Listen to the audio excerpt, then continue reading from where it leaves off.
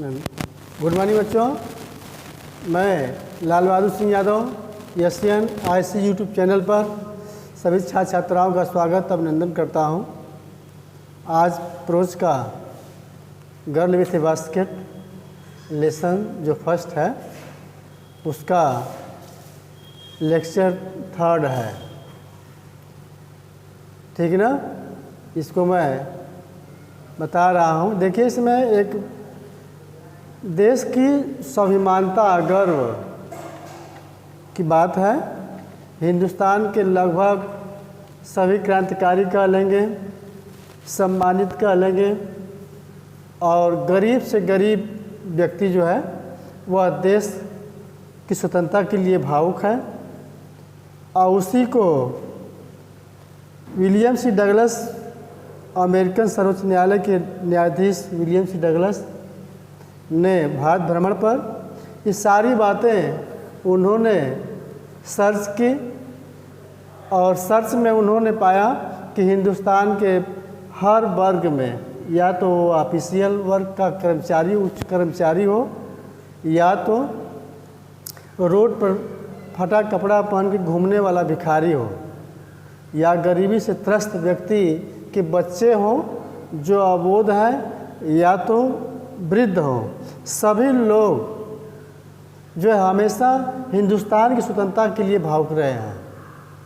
बेशक उनको खाने के लिए कुछ नहीं मिलता हो, भूखमरी कगार पर हो, लेकिन फिर भी जो है हिंदुस्तान की स्वतंत्रता उनकी फर्स्ट प्राथमिकता है। यही सिंजा मैं थर्ड लेक्चर में शुरू कर रहा हूँ। यहाँ से I bought one tiny basket for ए अनाज, another fruits basket for a bit more, a beautiful waste paper basket for a rupee, a lovely saving basket for a rupee, a few fans for an anna or two a piece।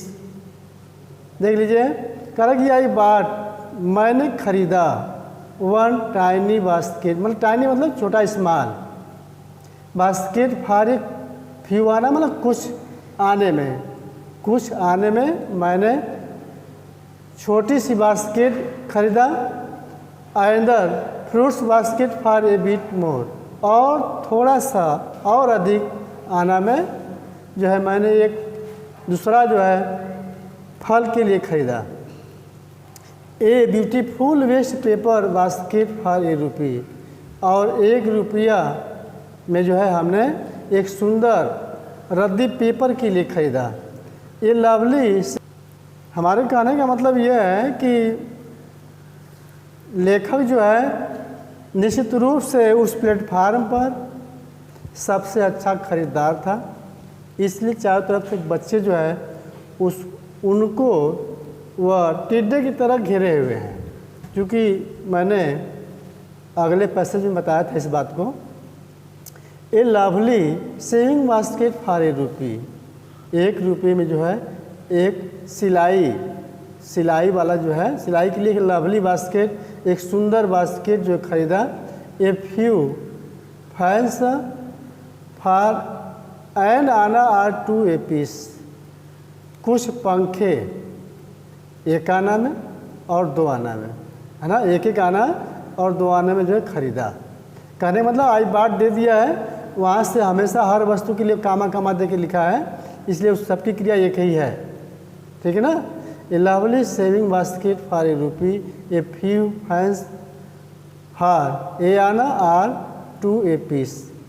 कहने का मतलब कि 1 आना में, 1 आना में कुछ पंखे और कुछ जो है 2 आना में पंखे जो है खरीदा। My arms were filled and I had not spend 50 cents. लेखक कह रहा है कि मेरी भुजाएं जो है भर गई थी, और मैंने जो है 50 सेंट तक भी खर्च नहीं कर पाया। I had not spend 50 cents, मैंने जो है 50 सेंट तक भी खर्च नहीं कर पाया। कह रहा है कि द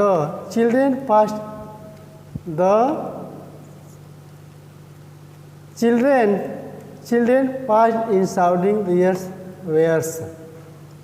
कहा कि लेखक कह रहा है कि बच्चे अपने सामान को ज़ोर ज़ोर से चिल्ला करके वह गुजरते आ रहे थे, मतलब पास से मतलब कि जा रहे थे, मतलब कि वो उसके पास आ रहे थे, लेखक के पास अपने सामान को हाथ ऊँचा करके वह चिल्लाते हुए वे आ रहे थे। I was a prisoner completely surrounded unable to move. कहा कि मैं एक कैदी जैसा था, कम्प्लीटली सराउंडेड मतलब चारों तरफ से मुझे घेरे हुए थे, अनएबल टू मूव, मैं घूमने में या इधर उधर जाने में अयोग्य था, मैं घूम नहीं पा रहा था। कह रहा the most diligent aggressive vendor was a beautiful girl of 9 right in A front of me.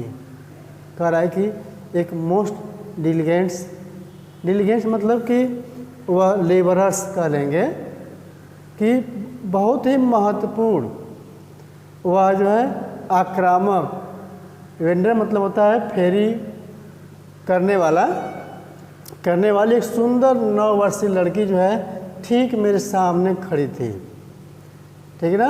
9 right in A front of मी, वह जो है मेरे ठीक सामने जो है, देख लो यहाँ दिया है, मेरे ठीक सामने वो खड़ी थी। फिर से देख लो, the most diligent aggressive vendor was a beautiful girl of 9 right in front of me.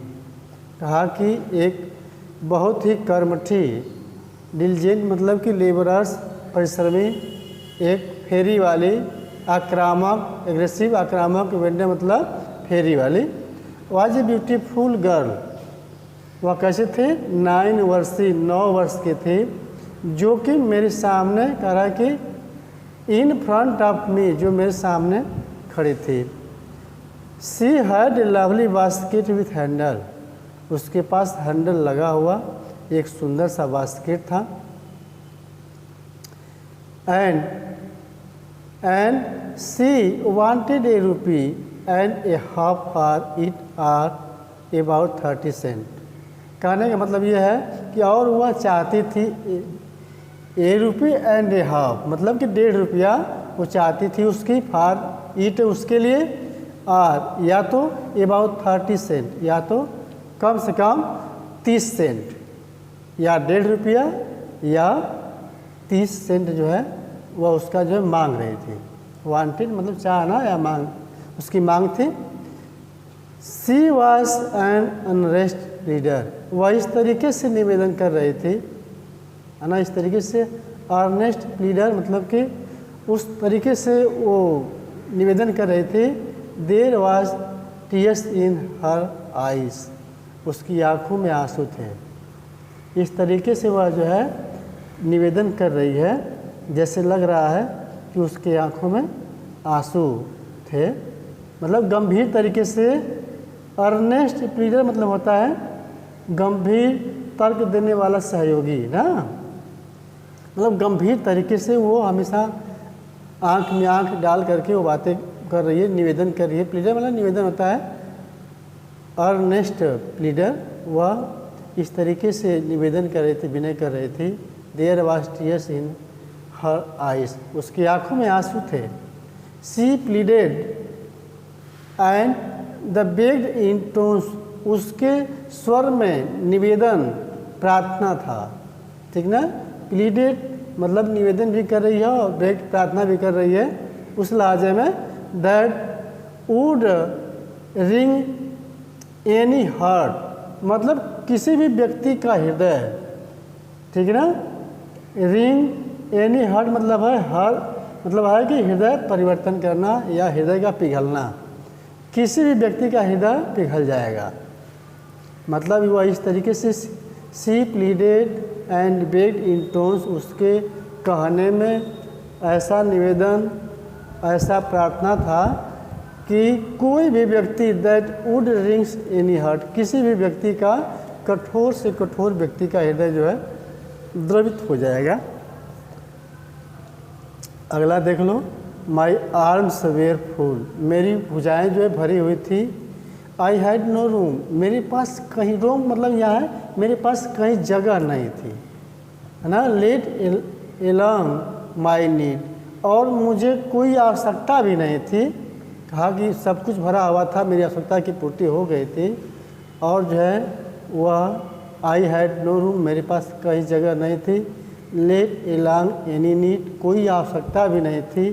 For another basket balancing my baskets and fans on my left arm, मतलब कि मैं बैलेंसिंग मतलब मैं संतुलन बनाते हुए, माई बास्केट अपने बास्केट का संतुलन बनाते हुए, and fans on my left arm, और मैं अपने भुजाओं पर जो है लेफ्ट मतलब बाएं भुजाओं पर वह टालते हुए, किसका, बास्केट का और फैंस का, जो दोनों मैंने लिया था उन दोनों का अपनी बाएं भुजाओं पर जो है वह टालते हुए बैलेंस बनाते हुए, I read into my right coat pocket and got a handful of change, है ना।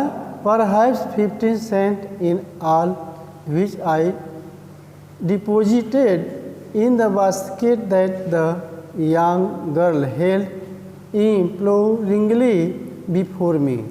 कहने का मतलब ये है कि I read into my right pocket, कह रहा है कि उस चीज़ को मैं संभालते बैलेंस बनाते हुए मैंने माई राइट कोट, ठीक है ना, मैंने उसको, मैं अपना हाथ जो दायां हाथ जो है उस कोट के पॉकेट में पहुंचाया या डाला। आई रीड मैंने डाला या पहुंचाया, इनटू माई राइट अपना दाहिना, कोट्स पॉकेट मतलब कोट के पॉकेट में, and got a handful of change, और एक मुट्ठी, हैंडफुल मतलब मुट्ठी भर ऑफ चेंज, रिस्कारी निकाला। पर है शायद, लगभग कहने का मतलब शायद 15 cent in all which I deposited, मैंने कि वह लगभग 15 सेंट तक था, ठीक ना। कह रहा है कि इन ऑल विच, उसको जो है सभी को, सब में जो है सब मिला करके 15 था। आई डिपोजिटेड इन द पॉकेट, अरे बास्केट, कहा कि मैंने डिपोजिट मतलब डाल दिया उसके बास्केट में डाल दिया। That the young girl held imploringly before me, जो छोटी लड़की नन्ही सी बच्ची जो है जो निवेदन करते हुए मेरे सामने खड़ी थी, ठीक है ना, जो मेरे सामने निवेदन करती हुई खड़ी थी। रिक्वेस्टिंग अर्नेस्टली मतलब रिक्वेस्ट करते हुए, जो इम्प्लोरिंगली का मतलब होता है रिक्वेस्ट करना, ठीक है ना। आई ट्राई टू एक्सप्लेन, मैंने प्रयास किया किसका, समझाने का या व्याख्या देने का। दैट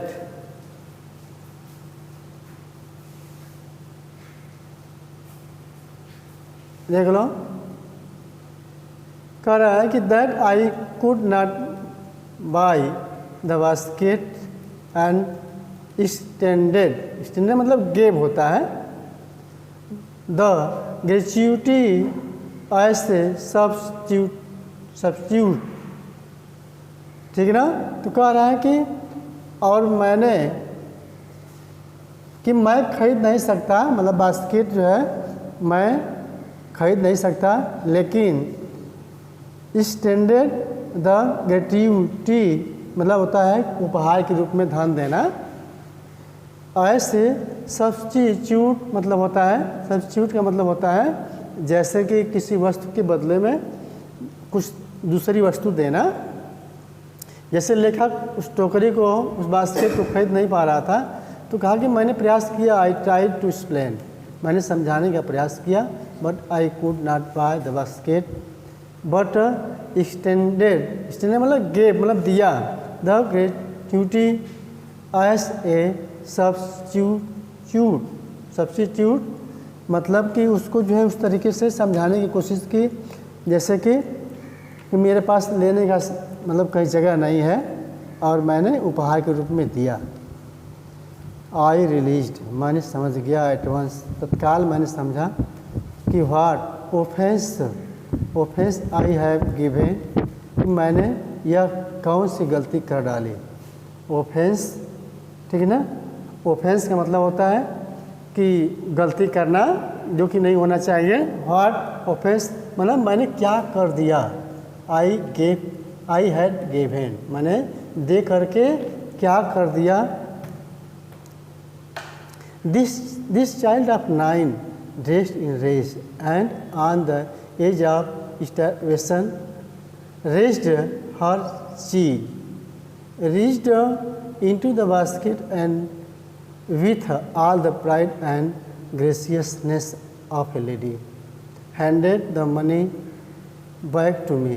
ध्यान से देख लो, दिस चाइल्ड ऑफ 9, वह 9 वर्षीय बच्ची जो थी, ड्रेस्ड इज रेज, उसके जो कपड़े थे फटे हुए थे, and on the edge of starvation, वह जो है मतलब कि भूखमरी के कगार पर थी। एज ऑफ स्टार्वेशन मतलब होता है भूखमरी कगार पर। रेज हर सीन मतलब कि अपने फेस को ऊपर उठाया, सीन मतलब फेस, चेहरा को ऊपर उठाया, और रीच्ड इनटू द बास्केट, और टोकरी में हाथ डाली, पहुंचाई, and with all the pride and gracious of a lady, वह जो थी वह लेडी गर्व और संभ्रांत थी। Handed a money back to me, वह जो है मुझे क्या कर दी, पैसे को वापस कर दी। हैंडेड मतलब दे दिया, हैंडेड मतलब है दे दिया, the money back to me, मुझे वापस कर दिया। There was only one things I could do, कहा कि ओनली केवल मेरे पास एक ही व्यवस्था थी, एक ही कार्य बचा हुआ था, आई कुड जो मैं कर सकता था। क्या? आई बॉट द बास्केट, है ना, मैंने बास्केट को खरीदा। सी वाइप्ड हर आई, और वह लड़की जो है आंसू को अपने आँखों से आंसू को पोंछा, स्माइल्ड मुस्कुराई, and dashed down the platform. Dashed मतलब कि रन अवे मतलब तेज़ी से दौड़ना, डाउन द प्लेटफार्म, प्लेटफार्म से नीचे उतर कर तेज़ी से दौड़ी। headed for some grass hut that would have at least 30 cents that night। उसको यह लग रहा था, वह जो है मुस्कुराई और तेज़ी से प्लेटफार्म से नीचे उतरती हुई, दौड़ती हुई। हेडेड फॉर सम ग्रास मतलब कि जो बना हुआ है ना। हेडेड मतलब होता है हेडेड का मतलब होता है की ओर, फॉर सम ग्रास मतलब कि कुछ घास की, जो कि हट मतलब झोपड़ी के लिए जो है जो जा रही है, उसकी ओर जो है गई, है ना। That would have at least, उसके समझ में यह आ रहा था कम से कम 30 सेंट दैट नाइट, उस रात के लिए उसके पास कम से कम 30 सेंट जो है प्राप्त हो गए थे। इसी वो खुशी से जो है वह लेडीज 9 वर्षीय लड़की जो है वह इस खुशी से जो है दौड़ती अपनी झोपड़ी की ओर चली गई। लेखक जो है उसकी भाषा को समझ नहीं रहा है, लेकिन उनकी भावनाओं को जो है निश्चित रूप से उस जान रहा है। आगे देख लो। I told this story to prime minister Pandit Jawaharlal Nehru, मैंने इस कहानी को पंडित जवाहरलाल नेहरू ना, प्राइम मिनिस्टर प्रधानमंत्री पंडित जवाहरलाल नेहरू से इस कहानी को मैंने बताया। आई टोल्ड मैंने कहा, दिस स्टोरी इस स्टोरी को, टू प्राइम मिनिस्टर प्रधानमंत्री को मैंने इस कहानी को बताया। किसको? पंडित जवाहरलाल नेहरू जी को मैंने इस बात को वाकिफ कराया, बताया। आई टोल्ड हिम मैंने उनसे कहा, इट वाज वन रीजन, यही एक कारण था कि I had fallen in love with India, कि मैं भारत से या इंडिया से जो है मेरा बहुत लगाव है या मैं बहुत प्रेम करता हूँ, ठीक है ना।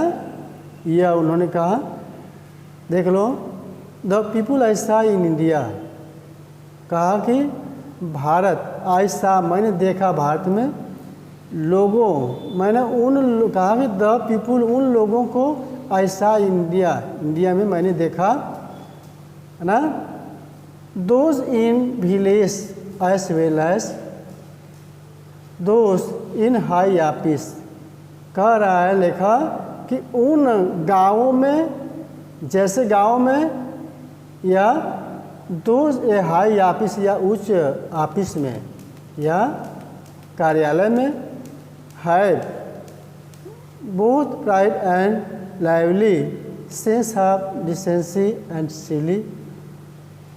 सिटीजनशिप, ठीक है ना। कह रहा है लेखक जो है, मैंने उन लोगों को देखा जो डिसेंसी मतलब कि विनय, ठीक है ना। कह रहा है कि बहुत उन लोगों को गर्व, उन लोगों का गर्व एंड जो है विनय और सिटीजनशिप का जीवंत उदाहरण जो है मैंने देखा। मतलब लाइवली सेंस मतलब कि जीवंत उदाहरण जो है, सेंस जो है, सीन्स जो है मैंने देखा। कहा कि दे आल्सो, वे सभी लोग, have a passion for independence, सभी लोग के अंदर जो है ये भावनाएं, स्वतंत्रता की भावनाएं थी। पैशन मतलब शान करेंगे, ठीक है ना।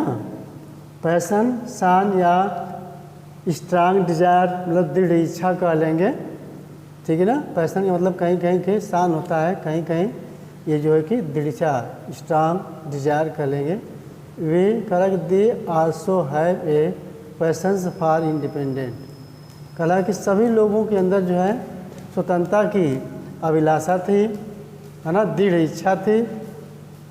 दिस ब्यूटीफुल चाइल्ड, यह सुंदर लड़की, born in a squalor and poverty, स्क्वालर मतलब होता है कि गंदे वातावरण में, ठीक है ना, किसमें, गंदे वातावरण में कह लेंगे इसको, कह डर्टी कंडीशन कह लें, कि वह और गरीबी में जन्मी बच्ची जो थी, जो फेरी कर रही थी, 9 वर्षीय बच्ची, उसी का वर्णन चल रहा है यहाँ पर।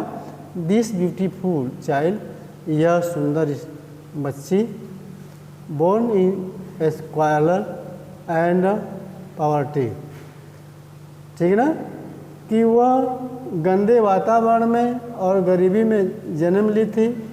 Uneducated in both grammar and manners, कहा कि व्याकरण और व्यवहार में, व्यवहार से दोनों से वह अशिक्षित थी, है ना, दोनों से जो थी वह अशिक्षित थी।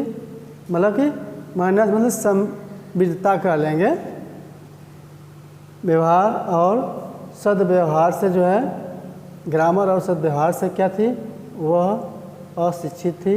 Had given me glimpse of the warm soul of India, कह रहा है कि जो कि मैंने भारत की, ठीक है ना, भारत के आत्मा में अंदर जो है मैंने, कहा कि देखो, हैड गिवन मी, मुझे उन लोगों ने दिया, या क्या दिखाई दिया, given me a glimpse, glimpse माने झलक, of the warm soul of India, भारत की आत्मा का जो है एक झलक दिखाई दिया।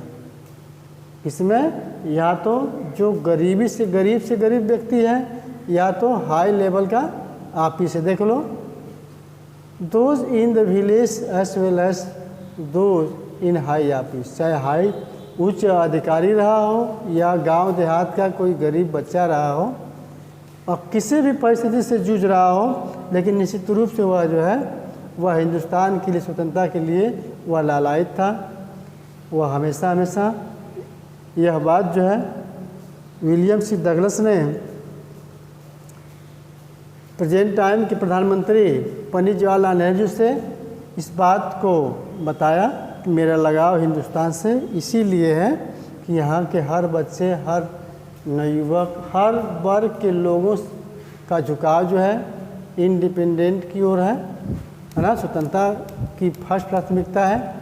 इसी पर आपका यह पाठ समाप्त होता है। ठीक है ना, धन्यवाद आपको।